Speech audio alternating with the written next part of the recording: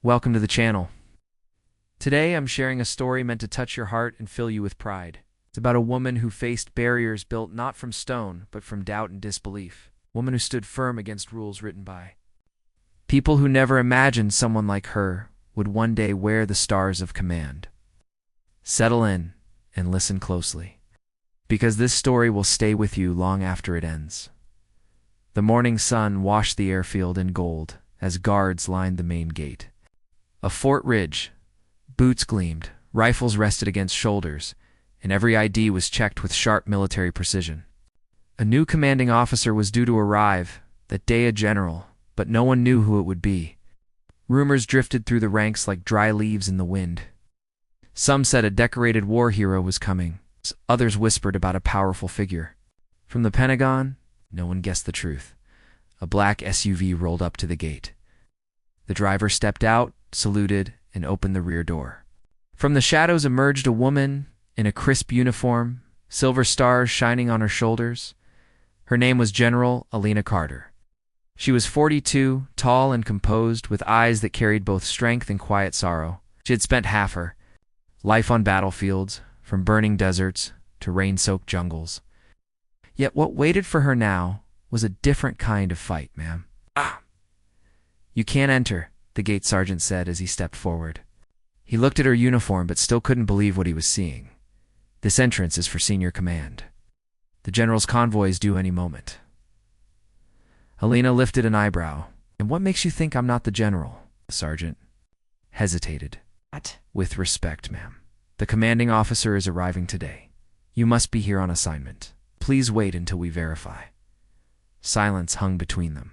Without a hint of anger, Elena offered a faint smile and handed him her ID. Check again, Sergeant. He scanned the card.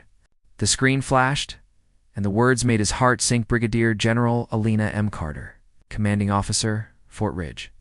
His face went pale. He snapped to attention and saluted so sharply it almost hurt. My apologies, ma'am. I had no idea. Elena nodded gently. At ease, Sergeant. You were only doing your job. But remember this, never decide who someone is based on what you expect to see. Sometimes history walks in wearing heels instead of boots. She passed through the gate with steady steps. Behind her, whispers followed whispers that would soon turn into respect.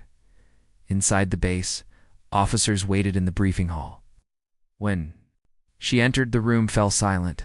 Some stared in shock. Some looked doubtful. A few smirked. One voice muttered, "She won't last a month." Elena took her place at the front. Her voice was calm, but it carried weight. Good morning.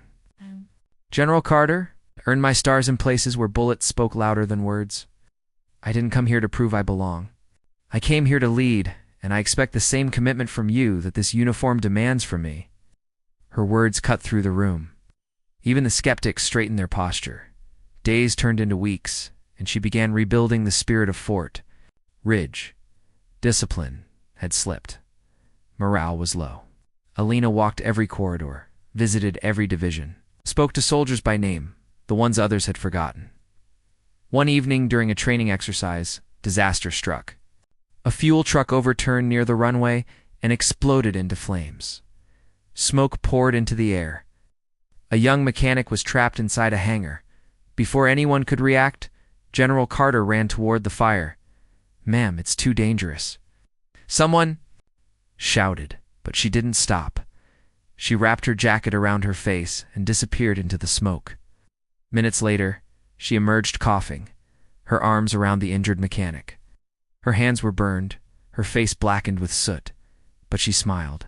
He's alive. That's what matters. That night, as medics treated her, word spread across the base. The same guards who once doubted her now stood silently outside the infirmary, protecting the woman who had risked her life for one of their own. The next morning, the gate sergeant came to see her.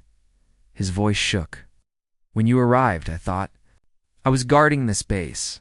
I realized you were the one guarding all of us. I'll never forget that. Elena smiled softly. It's not about who stands at the gate, Sergeant. It's about who's willing to walk through fire for the people behind it. Under her leadership, Fort Ridge transformed. Training sharpened. Pride returned, even those who once doubted. Her now saluted with respect. New recruits were told the story of how the guards once stopped their own commander at the gate. Elena never held it against them. She believed respect wasn't demanded, it was earned. Months later, the Secretary of Defense visited the base. As the anthem played, Elena stood before hundreds of soldiers, all standing tall with pride in their eyes. Fort Ridge has become one of the finest examples of leadership in our nation, the secretary said. And it's because of a woman who proved that courage has no gender. Applause thundered across the field. Elena remembered every struggle, every doubt, and smiled. Later, she met the same gate sergeant, now promoted and in charge of security. When you first arrived, I didn't see a general. I only saw what I expected. You changed. The way I understand leadership, Elena placed a hand on his shoulder.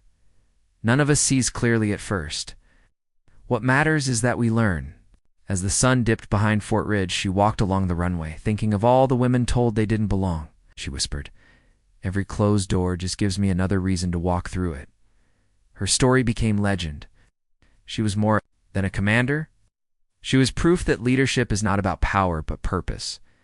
So the next time someone tells you that you don't belong, remember General Elena Carter, the woman who was told she couldn't enter and walked through the gate? Anyway,